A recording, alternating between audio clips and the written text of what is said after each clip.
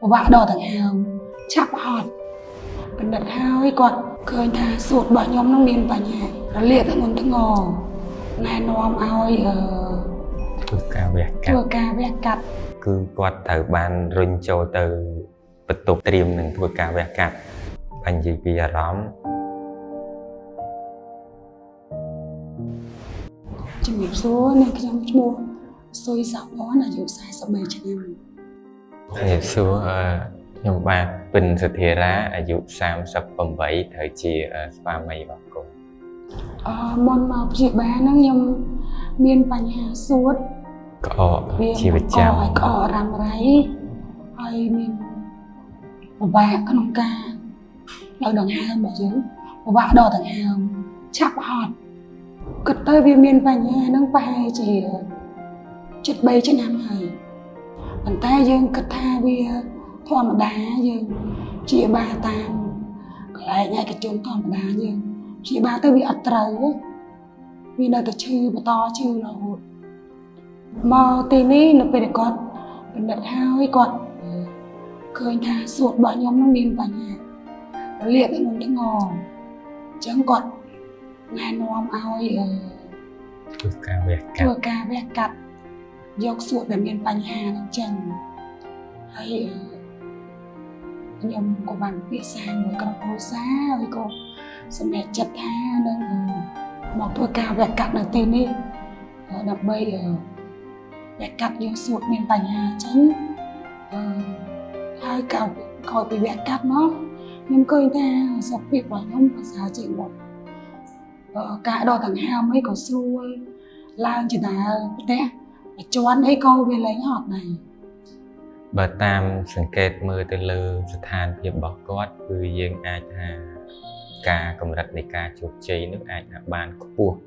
អាចថាឈានទៅដល់98-99% ហើយអាការៈគាត់បច្ចុប្បន្ននេះគឺថាបើក្រៅពីការឈឺទៅលើស្នាមធ្នេរតិចតួចគឺដូចជាមិនទាន់មានអ្វីថាប្លែកទេគឺមានតែល្អប្រសើរជាងមុនដែលអាចថាយើងបើនិយាយពីអារម្មណ៍ហ្នឹងគឺថាសប្បាយចិត្តខ្លាំងបើធៀបជាមួយនឹងមុនដែលយើងធ្វើការវះកាត់បាទពីដំបូងឡើយខ្ញុំក៏មិនទាន់ជាមានការសម្រេចចិត្តឲ្យច្បាស់លាស់ដែរគឺស្ថិតនៅក្នុងការពិចារណាតែបន្ទាប់ពីខ្ញុំបានសិក្សាមើលពី Clinic Air Plus បាទសិក្សាពីវិជ្ជាបណ្ឌិតជំនាញឯកទេសនៅទីនេះខ្ញុំក៏ធ្វើការសម្រេចចិត្តថាជ្រើសរើសយក Air Plus ហើយបន្ទាប់ពីបានមកដល់ Clinic ផ្ទាល់បានលោកវិជ្ជាបណ្ឌិតក៏បានប្រឹក្សាយោបល់ច្បាស់ទៅតាមអ្វីដែលគាត់បានពិនិត្យទៅលើអាការៈហ្នឹងបាទហើយពាក់ព័ន្ធទៅនឹងការថែទាំនៅទីនេះគឺល្អប្រសើរខ្លាំងបាទដែលអាចថាបន្ទាប់ពីចេញពីបន្ទប់វះកាត់គឺគាត់ត្រូវសម្រាកនៅបន្ទប់ ICU នោះគឺមានលោកគ្រូពេទ្យប្រចាំការនោះគឺជាប់រហូតអត់ដើរចោលយើងទេហើយនៅពេលដែលយើងចេញមកបន្ទប់សម្រាប់ធម្មតាវិញ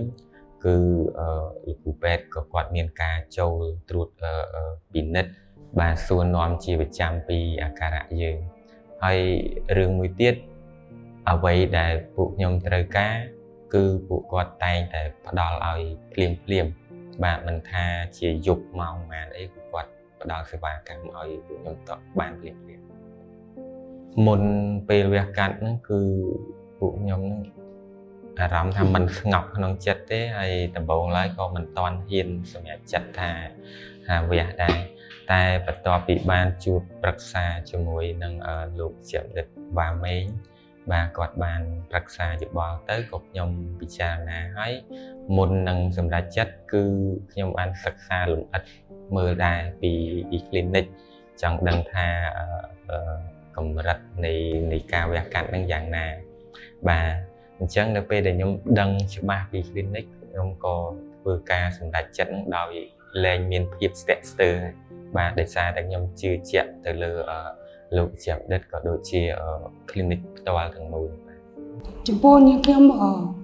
ពីមុនមកអត់ដែលដឹងសោះអត់ដែលដឹងថានៅស្រុកខ្មែរយើងមានធ្វើការវះកាត់ដកសួត មានបញ្ហាឡើងចេញតទៅសោះអត់ដឹងជាក់ស្ដែងខ្ញុំធ្វើការ search តាម YouTube តាមដល់ពេលដែលខ្ញុំមានបញ្ហាឈឺអញ្ចឹងខ្ញុំចាប់ផ្ដើម search មើលហើយសួរសាកសួរលោកគ្រូពេទ្យដែលយើងស្គាល់អញ្ចឹងទៅហើយព័ត៌មានក៏ប្រមូលបានមកអញ្ចឹងទៅក៏ចាប់ផ្ដើមស្វែងយល់ហើយទៅរកកន្លែងដែលយើងគិតថាផ្ដល់ទំនុកចិត្តឲ្យយើងបាន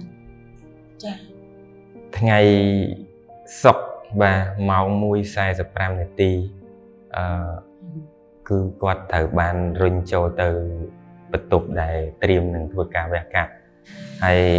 ពីខ្ញុំផ្ទាល់គឺបានជូនត្រឹមតែមាត់ទ្វារបន្ទប់ទេហើយបន្ទាប់ពីនោះមកបាននិយាយពីអារម្មណ៍អាចថានិយាយទៅថាយើងឆ្លើយមិនក៏មិនបានគឺពេលហ្នឹងគឺអារម្មណ៍ខ្ញុំមានតែមួយគឺខ្ញុំជឿជាក់ទៅលើលោកគ្រូពេទ្យផ្ទាល់តែម្ដងពីព្រោះថាពេលហ្នឹងខ្ញុំជឿថាមានតែគាត់ទេដែលអាចឲ្យអ្វីៗរបស់ខ្ញុំហ្នឹងត្រឡប់មកវិញបានហើយខ្ញុំក៏បានមកអង្គុយរងចាំអស់រយៈពេលប្រហែលជា7 ម៉ោងគឺភ័យព្រួយបារម្ភផងតែនៅពេលដែលម៉ោង 8:45 នាទីយប់ខ្ញុំទទួលទូរស័ព្ទពីលោកគ្រូពេទ្យនៅបន្ទប់ ICU មកថាតែយើងខ្ញុំដឹងខ្លួនហើយអាចនិយាយបានហើយគឺគាត់ឲ្យខ្ញុំចុះទៅជួបបាទពេលនោះគឺខ្ញុំសប្បាយចិត្តខ្លាំងមែនទែនហើយខ្ញុំបានចូលទៅបន្ទប់ ICU ដើម្បីមើលស្ថានភាពភរិយាខ្ញុំហ្នឹងឃើញថាគាត់ដឹងខ្លួនអាចថាចលនាជាមួយយើងបានគ្រាន់តែការនិយាយរបស់គាត់ពេលហ្នឹងគឺអត់ទាន់អាចនិយាយបានល្អទេហើយពីលោកជាមឌិតចាក់សុជាក៏គាត់បានបាទប្រាប់ខ្ញុំថាការវះកាត់របស់យើងគឺជោគជ័យហើយអ្វីៗនឹងល្អប្រសើរឡើងវិញបាទពេលនោះគឺខ្ញុំមានអារម្មណ៍ថា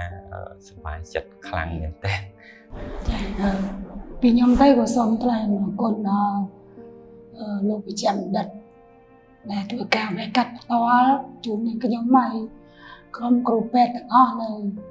Clinic Air Plus នេះពួកគាត់យកចិត្តទុកដាក់និងផ្ដល់ភាពកក់ក្ដៅដល់ខ្ញុំនិងគ្រួសារមែនទែន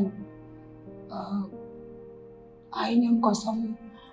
ប្រាំបញ្ហាដល់ប្រជាពលរដ្ឋខ្មែរយើងបើសិនជាមានស្ថានភាពជំងឺដូចជាខ្ញុំអាចពិចារណាមក Clinic Air Plus បានដោយសារតែខាងមន្ទីរសម្រាប់ព្យាបាល Clinic Air Plus គាត់មានក្រុមវិជ្ជាបណ្ឌិតឯកទេសជំនាញច្បាស់លាស់ហើយស្តង់ដារល្អហើយសេវាកម្មក៏ល្អដែរពីខ្ញុំទៅក៏សូមថ្លែងអរគុណទៅដល់លោកវិជ្ជាបណ្ឌិតក៏ដូចជាក្រុមគ្រូពេទ្យប្រចាំនៅ Clinic Air Plus បាទហើយជាពិសេសមួយទៀតគឺខ្ញុំសូមផ្ដាំផ្ញើទៅប្រជាពលរដ្ឋយើងទាំងអស់បាទគឺឥឡូវមន្ទីរសម្រាប់ព្យាបាលនៅក្នុងស្រុកយើងក៏មានជំនាញឯកទេសវិជ្ជាជីវៈនឹងខ្លាំងបាទដែលមិនចាំបាច់ឲ្យយើងធ្វើដំណើរទៅបរទេសបាទចំណាយច្រើនក៏ដូចជាពិបាកក្នុងការទំនាក់ទំនងអញ្ចឹងនៅក្នុងស្រុកយើងនេះបាទក៏មានគ្រូពេទ្យឯកទេសនឹងគឺខ្លាំងហើយសេវាកម្មយើងក៏ល្អមិនចាញ់ខាងក្រៅ